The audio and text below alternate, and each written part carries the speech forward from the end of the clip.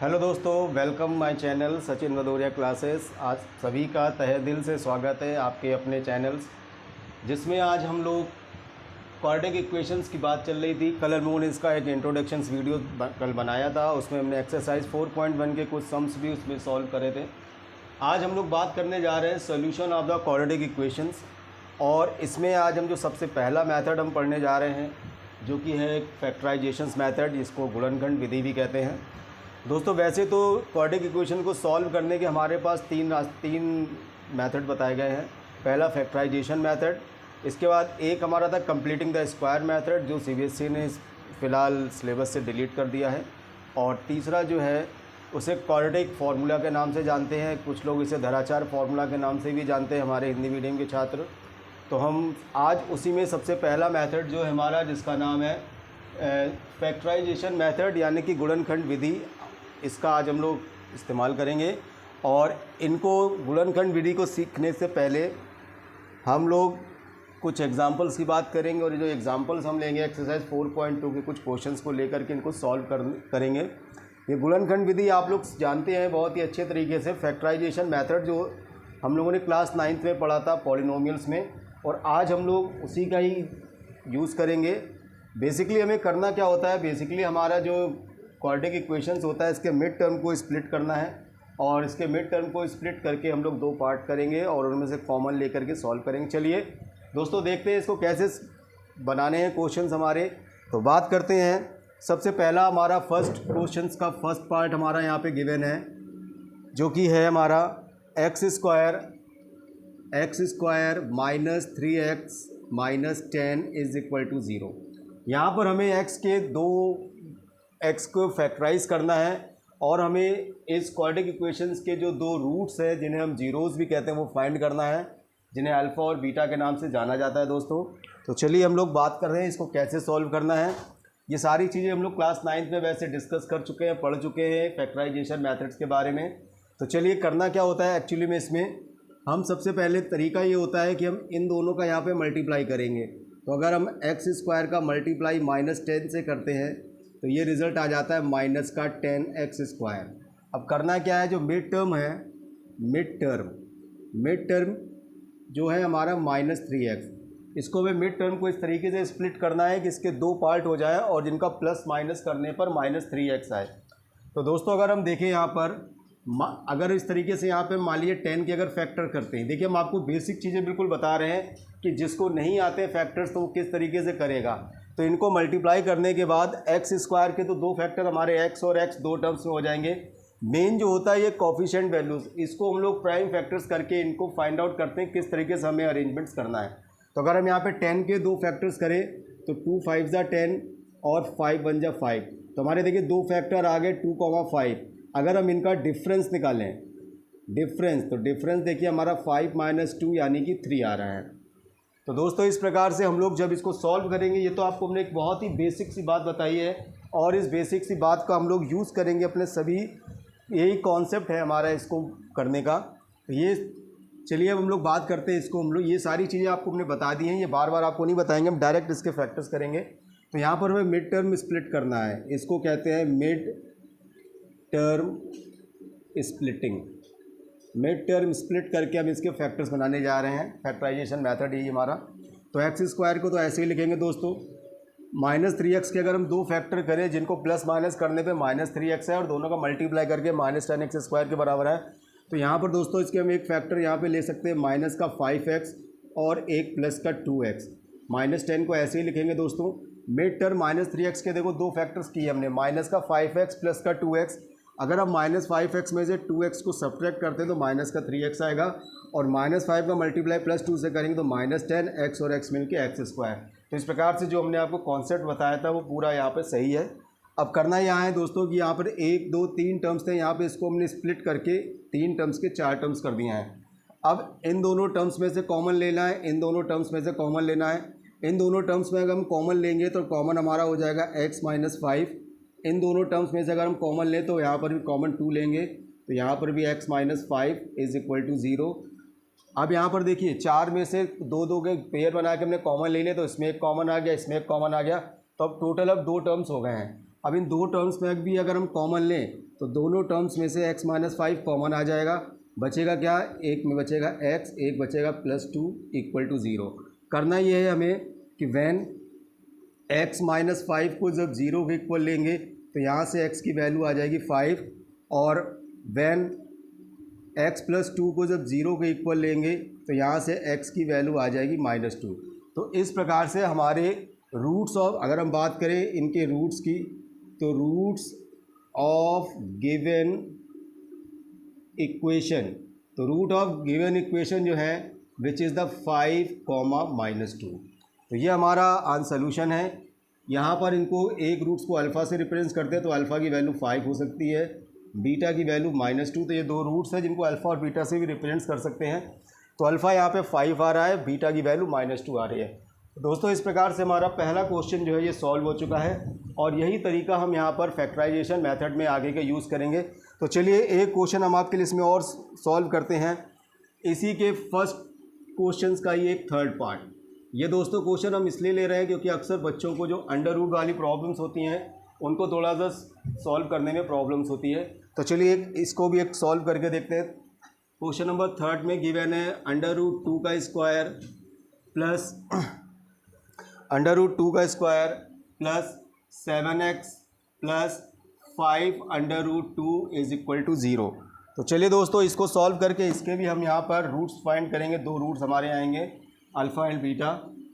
तो करना क्या है दोस्तों, जैसे कि हमने बताया कि अगर इन दोनों का मल्टीप्लाई करते हैं यहाँ से, तो √2 का मल्टीप्लाई अगर हम 5√2 से करेंगे तो 5 का 5 √2 का मल्टीप्लाई होकर 2 हो जाएगा, 5 2 = 10। यहाँ पे फिर से हमें 10 का अगर फैक्टर्स करें जिसको 7 लाना है, तो दोस्तों आप देख सकते हैं यहाँ पर 7 लाने के लिए अगर हम √2x² 7x को अगर हम स्प्लिट करें यानी कि प्लस का 2x और 5x plus 5√2 is equal to 0। देखिए 5 + 2 मिलके 7 हो रहा है, 5 2 = 10 इन दोनों के प्रोडक्ट के बराबर आ रहा है।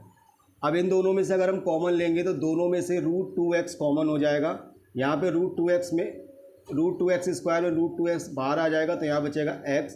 यहाँ पर हमारा देखिए दोस्तों x बाहर आ चुका है। 2 को अगर हम फैक्टराइज करें तो इसको √2 × √2 के टर्म्स में लिख सकते हैं। तो एक √2 इसमें से बाहर आ जाएगा दोस्तों, तो यहाँ पर केवल एक √2 हमारे पास बचेगा। इन दोनों में अगर हम देखें, इन दोनों में देखिए, चलिए इन दोनों में था, अब इन दोनों में अगर हम कॉमन देखें तो दोनों में 5 हमारा कॉमन दिख रहा है और अंदर हमारा बचेगा x प्लस √2। अब इन दोनों में से अगर हम कॉमन ले लें दोस्तों तो यहाँ पर x प्लस √2 ये दोनों टर्म्स में से कॉमन आ जाएगा। अंदर हमारे पास दोस्तों बचेगा √2x plus 5 is equal to 0।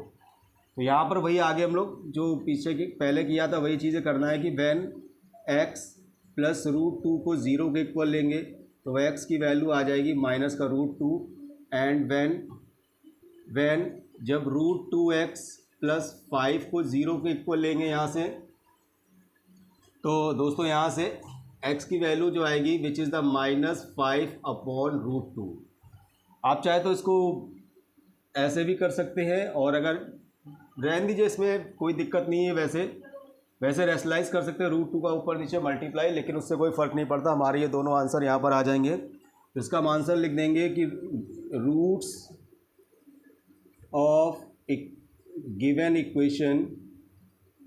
Of given equation alpha की वैल्यू आ जाएगी माइनस का √2 एंड बीटा की वैल्यू आ जाएगी माइनस का 5/√2। तो दोस्तों इस प्रकार से रूट वाला क्वेश्चंस हमारा आ गया है। इसके दोनों ही हमारे आंसर्स आ गए हैं। तो चलिए दोस्तों आप फैक्टराइजेशन मेथड्स को आप अच्छे से समझ चुके होंगे। तो चलिए एक आध क्वेश्चन जो है हम लोग आगे एक्सरसाइज में से करते हैं। और अब जो अगला क्वेश्चन हम पिक करने जा रहे हैं वो हमारा एक वर्ड प्रॉब्लम का क्वेश्चन है।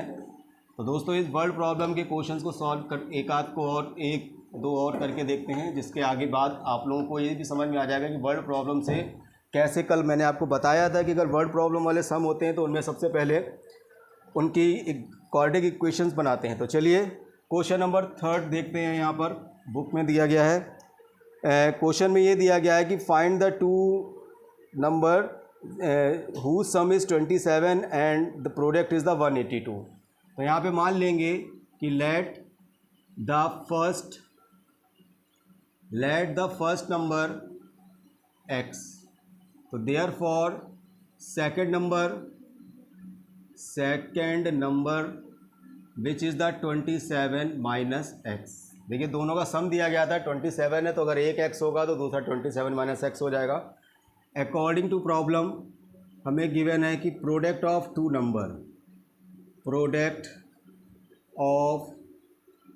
Numbers equal, product of two number हमें गिवन है 182, विच इज़ द 182।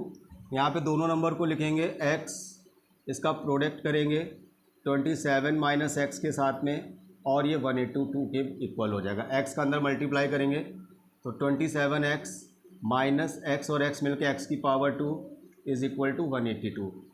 इस पूरे टर्म्स को दूसरी तरफ ले जाएंगे तो माइनस एक्स दूसरी तरफ जा के प्लस का x हो जाएगा, 27 जा के माइनस का हो जाएगा और प्लस 182। तो दोस्तों ये देखिए हमारा एक क्वाड्रेटिक इक्वेशंस की फॉर्म आ गई है। पिछली एक्सरसाइज में भी हम लोगों ने इस प्रकार के क्वाड्रेटिक इक्वेशन बनाना सीखा था, लेकिन आज हम लोग अब इसको फैक्टराइजेशन मेथड से सॉल्व करके यहाँ पर दोनों नंबर फाइंड करेंगे। तो दोस्तों हमारा तरीका वही है कि 182 का अगर हम मल्टीप्लाई करते हैं एक्स स्क्वायर के साथ में तो ये 182 एक्स स्क्वायर आएगा। तो चलिए दोस्तों यहाँ एक्स स्क्वायर के तो दो फैक्टर हमें पता है, हम यहाँ पर 182 के फैक्टर्स करके देखते हैं कि हम यहाँ कौन सा सेट यहाँ पे अप्लाई कर सकते हैं। तो चलिए 2 का डिवीज़न देंगे, 2 9 सा 18, 2 1 सा 2। अब 7 से डिवीज़न देंगे तो 13 7 जा 19 1, और 13 से डायरेक्ट चला जाएगा क्योंकि हमारा 7 और 13 और 2 ये सारे हमारे प्राइम के नंबर्स हैं, प्राइम फैक्टराइजेशन मेथड है। तो अगर दोस्तों अगर हम देखें यहाँ पे तो 7 2 जा 14 और 13, तो अगर यहाँ पर अगर हम दोस्तों एक्स स्क्वायर माइनस 27x को लिखेंगे तो माइनस का 14x माइनस का 13x प्लस का 182 इज़ इक्वल टू 0। तो दोस्तों आपने देखा इस प्रकार से फैक्टर्स करके हमें वो माइनस 27x के दो ऐसे फैक्टर मिल गए कि जिनको माइनस ऐड करते ही माइनस 27 आ जाएगा और प्रोडक्ट करते ही प्लस 182 एक्स स्क्वायर के इक्वल हो जाएंगे। तो दोस्तों हम वही आगे करेंगे, मिड टर्म स्प्लिट हो चुका हमारा। अब इन दोनों टर्म्स में से हम कॉमन लेंगे, तो यहाँ से x कॉमन लेंगे तो अंदर बचेगा हमारे पास x माइनस 14, यहाँ से माइनस का 13 कॉमन लेंगे तो दोस्तों यहाँ बचेगा x, अब ये प्लस जो होगा अंदर माइनस हो जाएगा, माइनस 14 ये हो जाएगा। दोनों से अगर हम कॉमन लें तो एक फैक्टर तुम्हारा x माइनस 14 आ जाएगा, एक फैक्टर जो होगा वो x माइनस 13 आएगा। तो दोस्तों यहाँ पे दो प्रकार के आंसर्स हमारे आएंगे। कैसे? एक से तो जब वैन x माइनस 14 को 0 के इक्वल लेंगे तो यहाँ से x की वैल्यू 14 आ जाएगी। दूसरा, वैन x माइनस 13 को 0 के इक्वल लेंगे तो यहाँ से x की वैल्यू 13 आ जाएगी।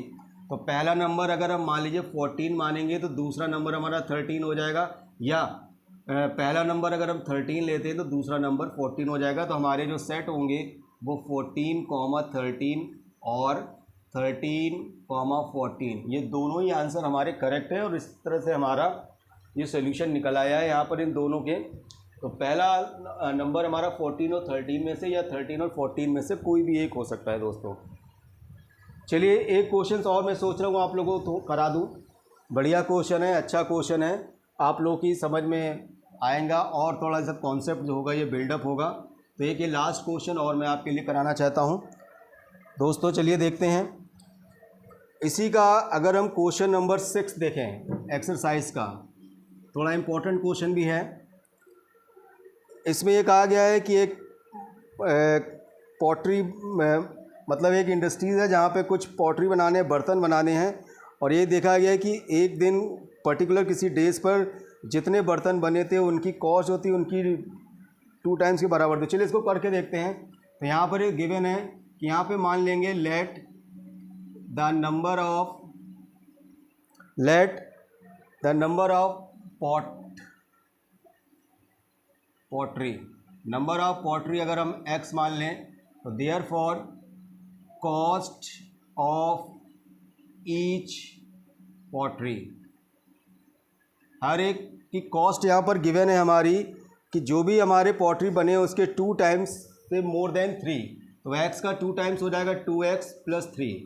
कहने का मतलब ये है कि एक पॉटरी की कॉस्ट 2x प्लस 3 है और टोटल जितने भी बर्तन या पॉटरी बने थे विच इज़ द x। हमें यहाँ पर अगर हम इस तरीके से अगर हम निकालें यहाँ पर तो टोटल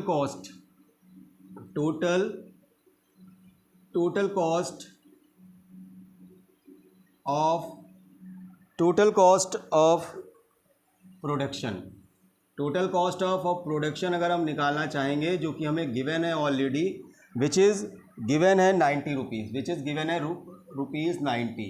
तो अगर हम दोस्तों यहाँ पर देखें कि टोटल कॉस्ट निकालने के लिए हमें क्या करना पड़ेगा, नंबर ऑफ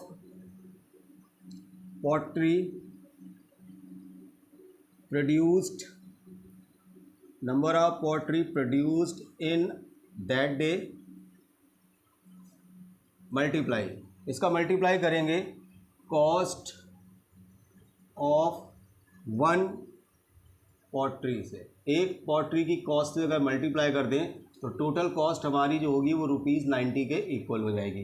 तो दोस्तों यहाँ पे देखिए number of pottery which produce in that day, हमने यहाँ पे x माना था तो इसकी जगह पे x लिख लेंगे।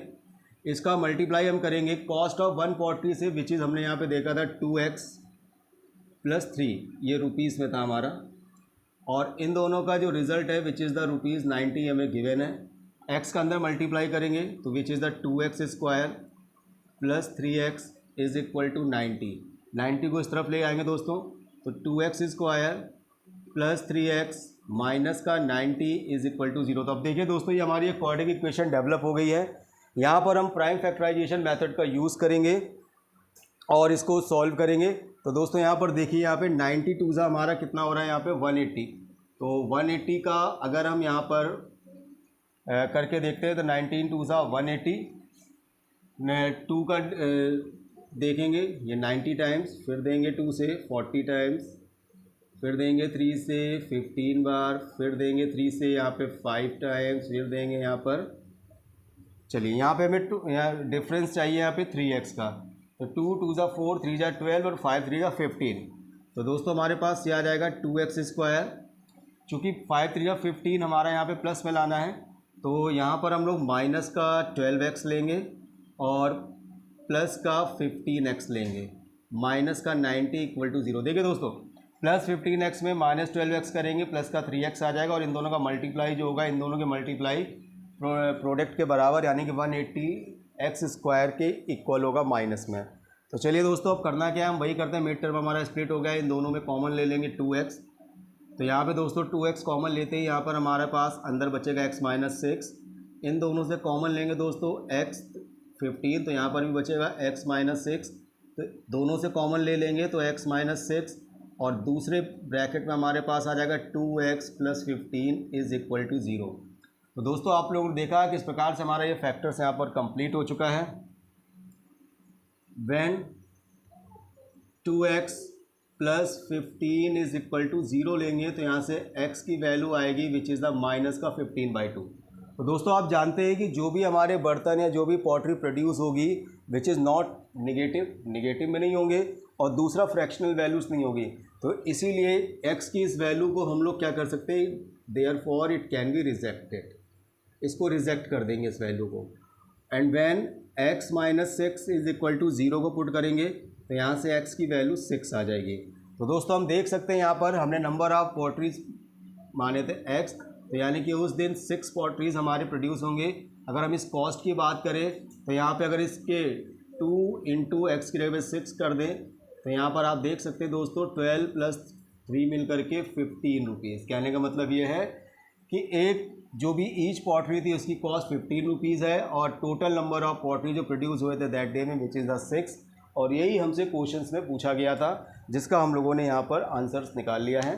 तो दोस्तों आज आप देख सकते हैं इस वीडियो में आज हमने आपके फैक्टराइजेशन मेथड्स के बारे में बताया जो कि मिड टर्म स्प्लिट करके हमें करना था। ये वीडियो आपको कैसा लगा आप अपनी राय अपने कमेंट्स दीजिए। वीडियो अगर पसंद आ रहा हो तो इसको कृपया ज़्यादा से ज़्यादा शेयर करें, ज़्यादा से ज़्यादा लोग इसको देखें जिससे उनको फ़ायदा हो सके। तो चलिए दोस्तों मैं यहीं पर वीडियो को समाप्त करता हूँ। Good bye.